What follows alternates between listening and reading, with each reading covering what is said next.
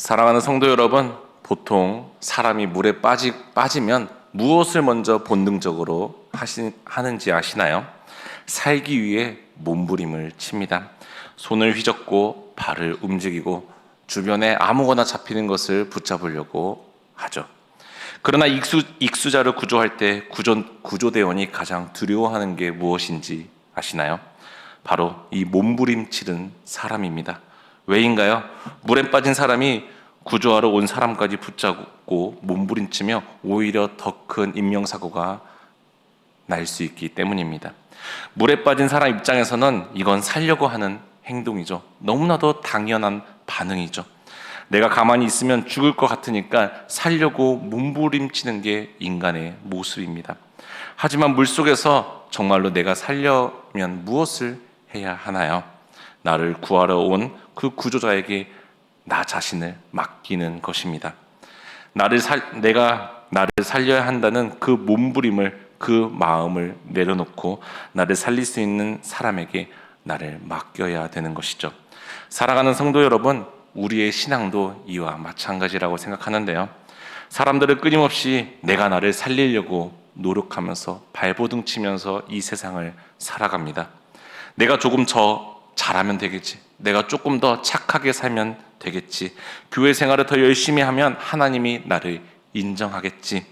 그런 마음에서 기도, 그리고 봉사, 그리고 헌금, 그리고 죄를 덜 지으려고 노력하는 우리의 모습을 발견하곤 합니다. 그러나 복음은 어떻게 말하나요? 오늘 성경은 우리에게 무엇을 말씀하고 있나요?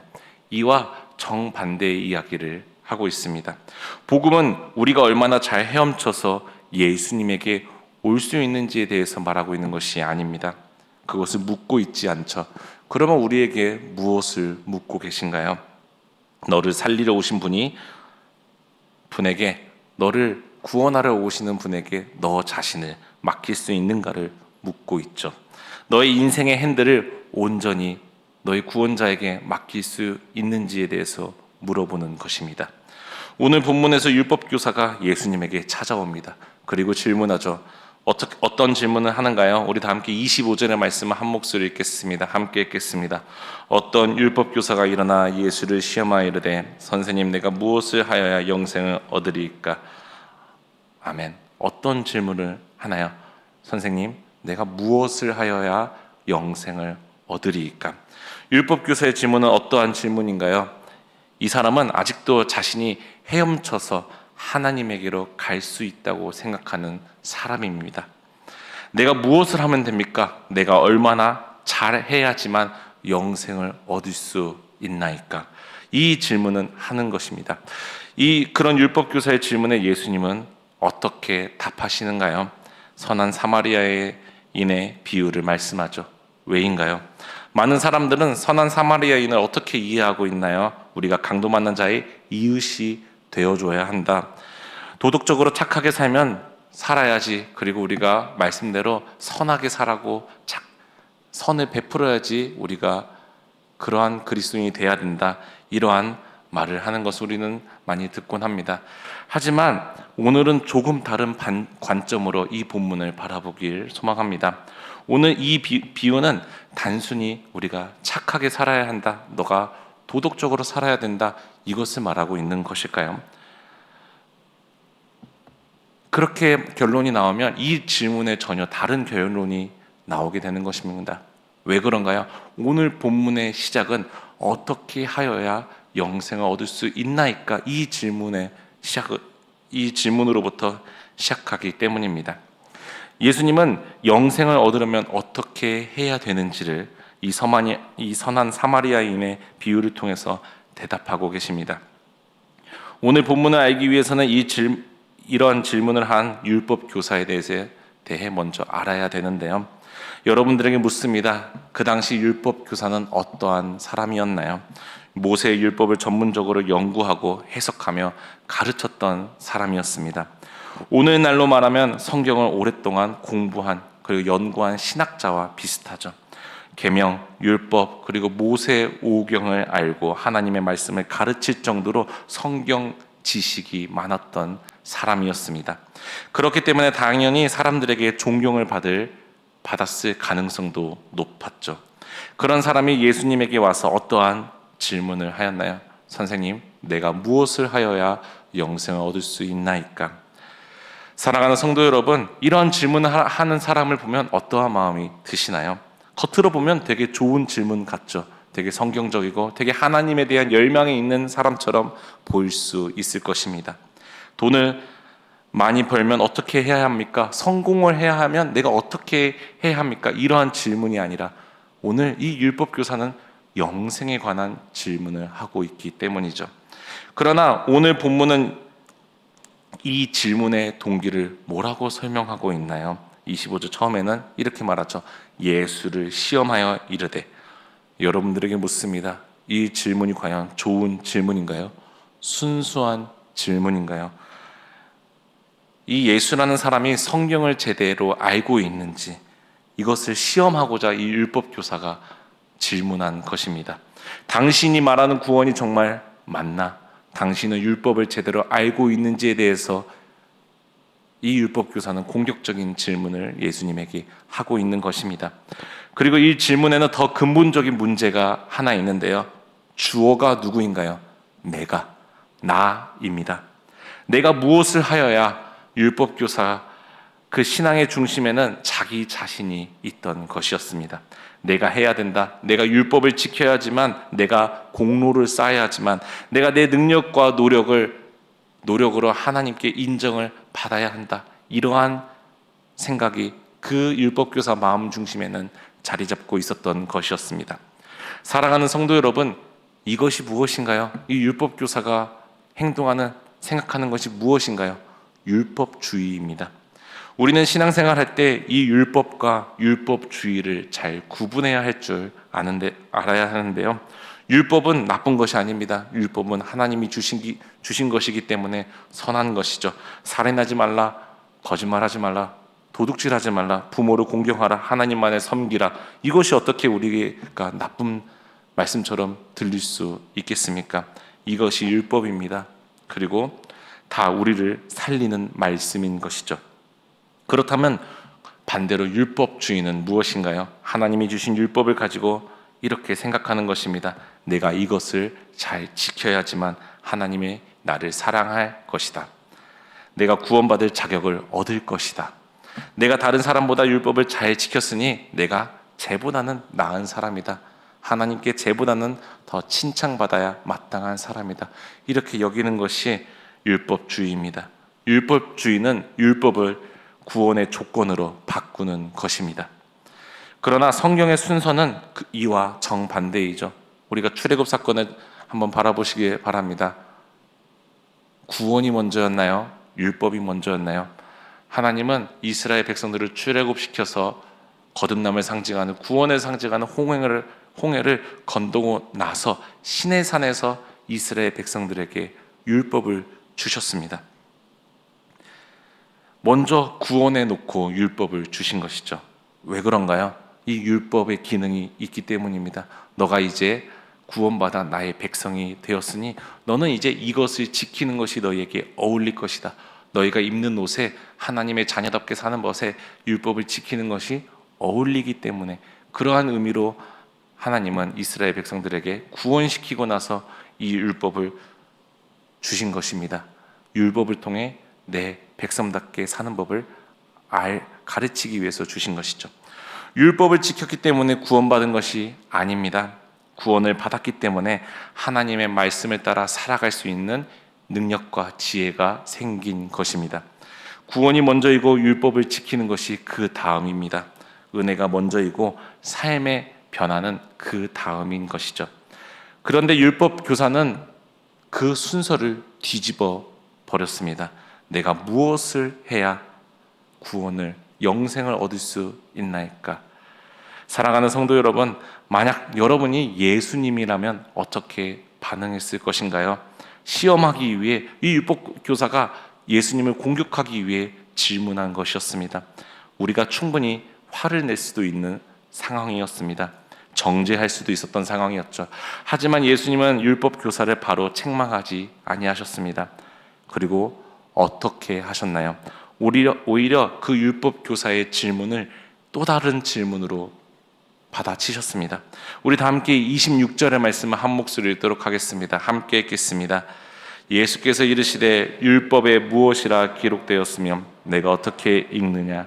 아멘. 이 질문을 들은 율법교사는 그러면 어떻게 대답하였나요? 우리 다 함께 27절의 말씀을 읽도록 하겠습니다. 대답하여 이르되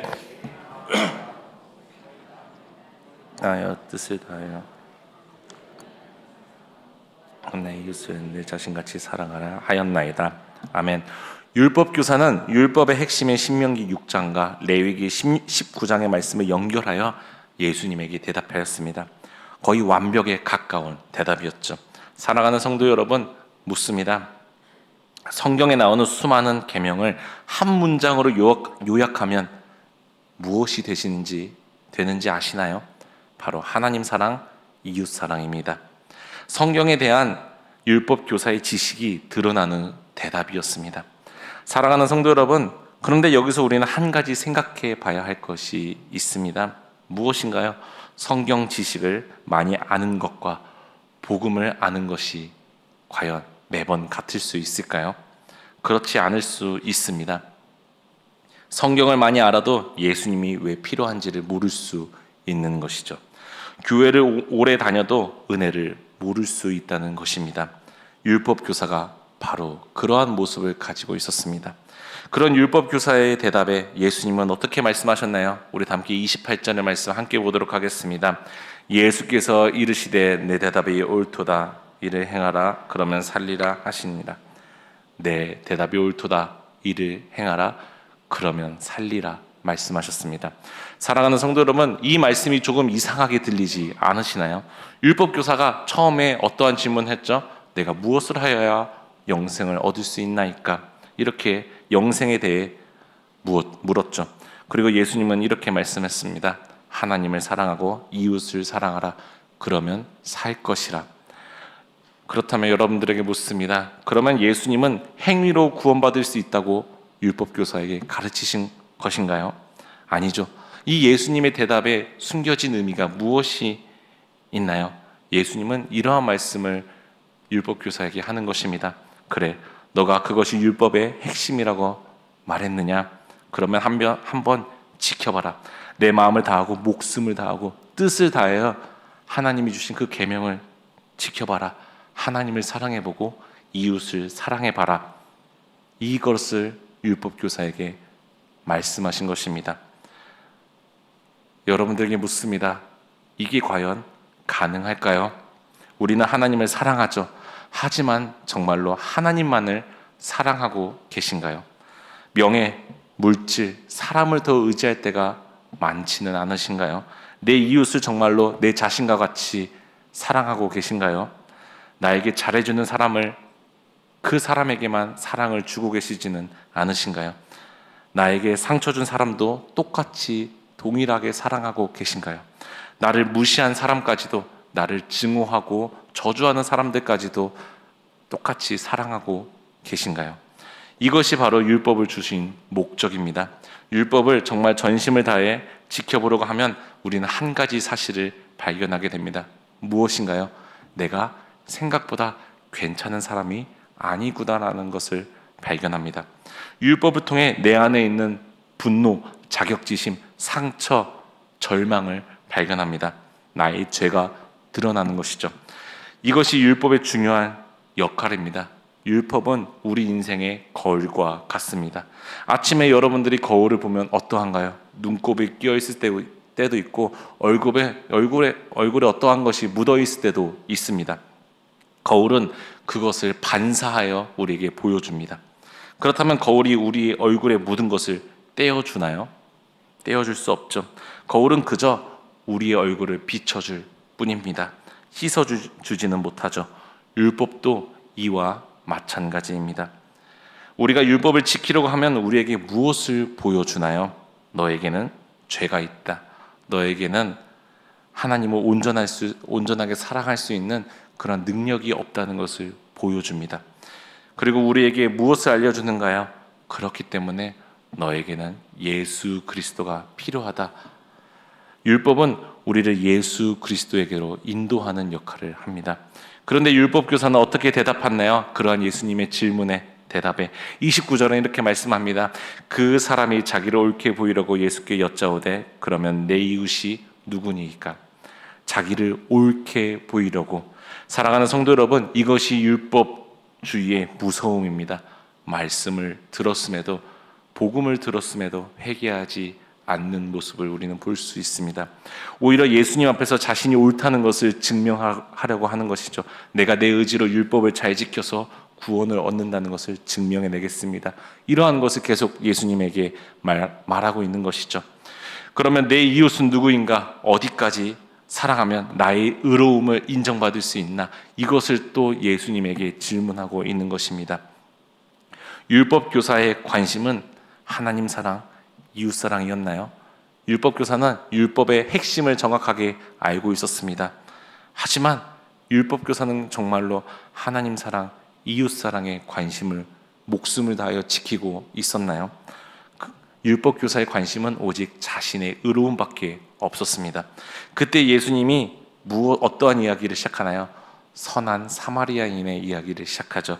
우리 다 함께 30절의 말씀을 함께 읽도록 하겠습니다.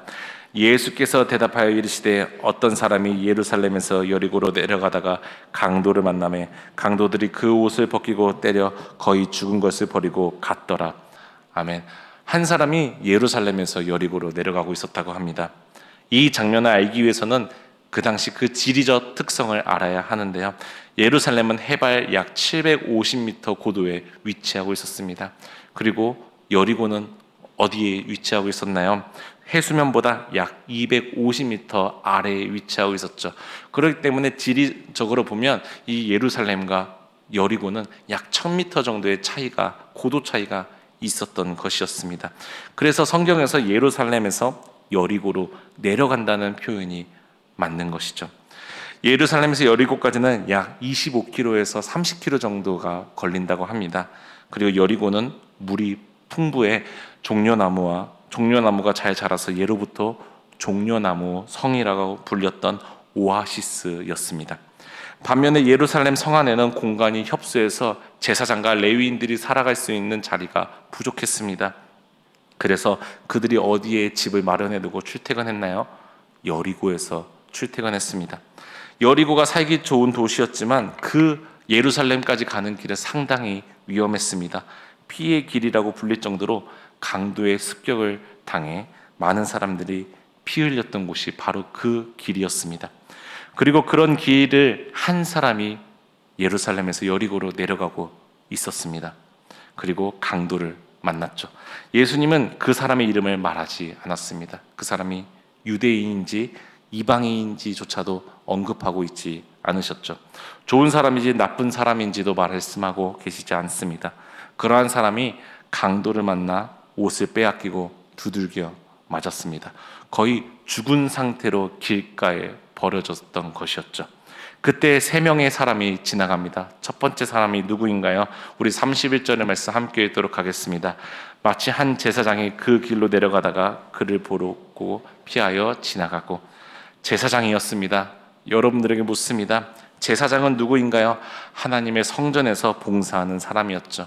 하나님의 말씀을 아는 사람이었습니다. 그런 사람이 강도 맞는 사람을 발견했습니다. 그리고 어떻게 했나요? 그를 보고 피하여 지나갔다고 말하고 있습니다. 그 다음에 누가 지나갔네요? 레위인이 지나갔습니다. 레위인 역시 강도 당한 사람을 봤습니다. 그리고 그냥 지나쳤습니다. 사랑하는 성도 여러분, 이 제사장과 레위인 둘 다 강도당한 사람을 봤습니다. 발견했죠. 그리고 어떻게 했나요? 똑같이 지나쳤습니다.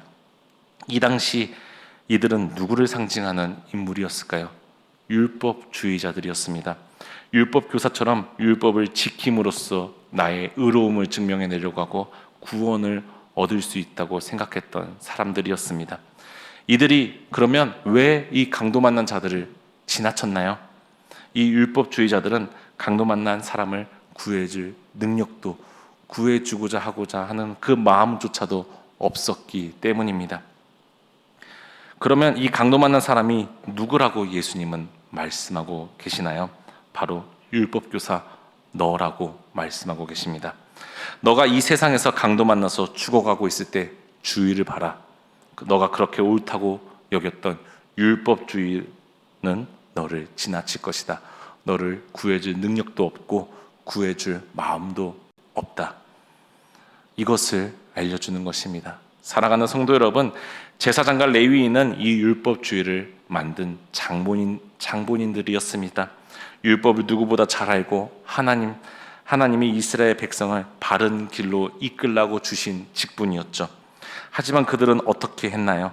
죽어가는 강도 만난 자를 그냥 지나쳤습니다.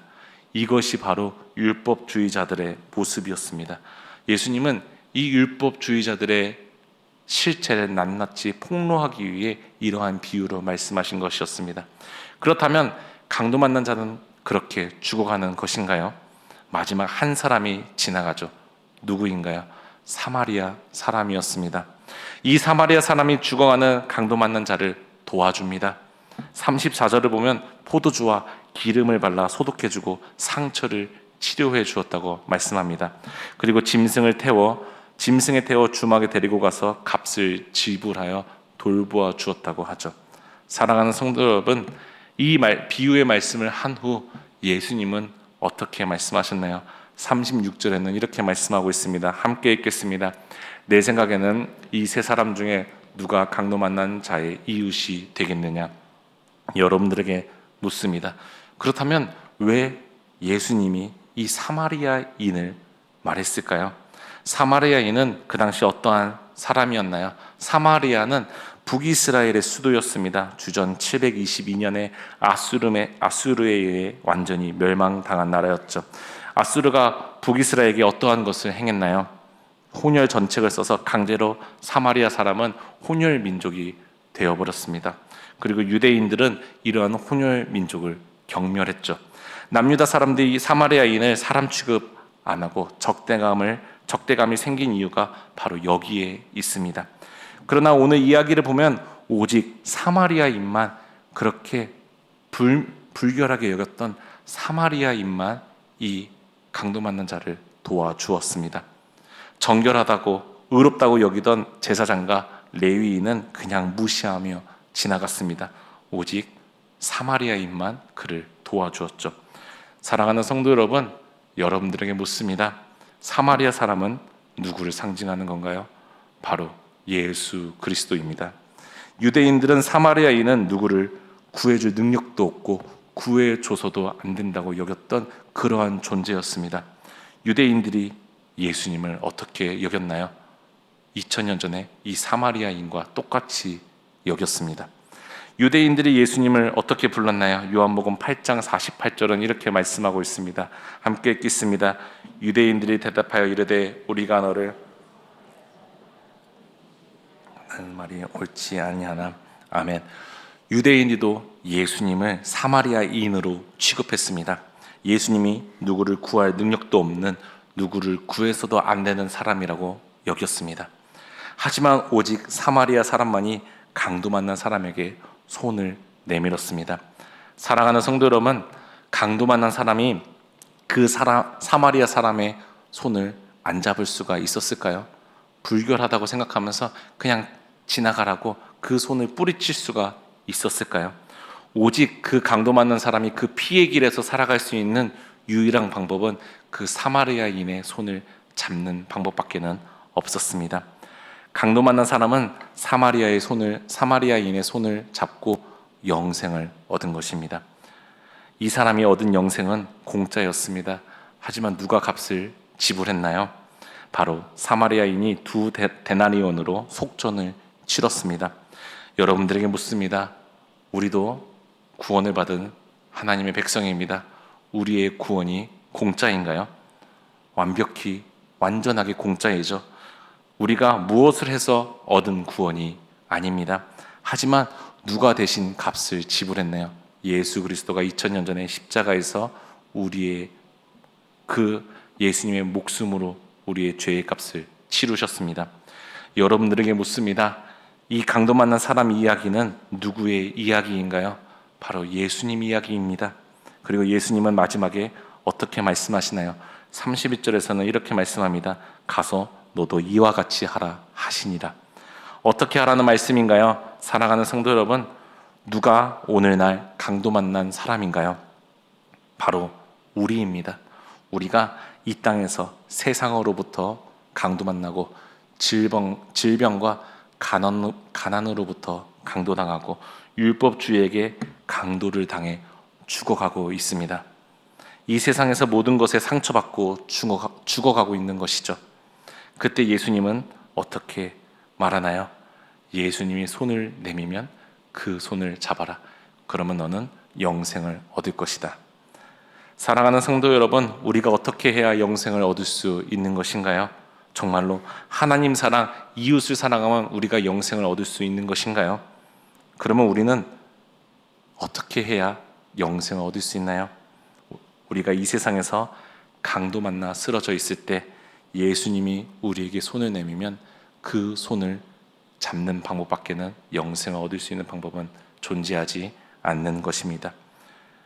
이것이 우리가 영생을 얻을 수 있는 유일한 방법이라고 오늘 본문은 우리에게 말씀하고 있습니다.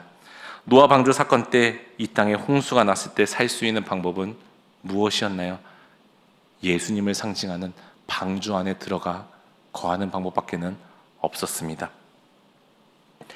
이 강도 만난 이야기도 마찬가지입니다. 우리가 바로 강도 만난 자입니다. 율법이 우리를 구원해 줄 거라고 기대하지 마시기 바랍니다. 율법주의가 여러분들의 옆 사람이, 동역자들이, 내가 살아가는 사람이, 내 세상에서 믿고 있는 물질과 모든 것들이 우리를 구원해 줄 거라고, 우리에게 손을 내밀어 줄 거라고 생각하지 마시길 바랍니다. 우리가 영생을 얻을 수 있는 유일한 방법은 그 사마리아인을 상징하는 예수님의 손을 잡는 방법밖에는 없는 줄 믿습니다. 이것이 바로 은혜입니다. 우리가 이 세상을 살아갈 때 이것을 늘 기억하며 살아가길 소망합니다. 우리는 늘 무언가를 잡으면서 살아가려고 합니다. 무언가를 얻으려고, 무언가를 내 마음의 안에 그 빈 공간을 채우려고 살아가죠.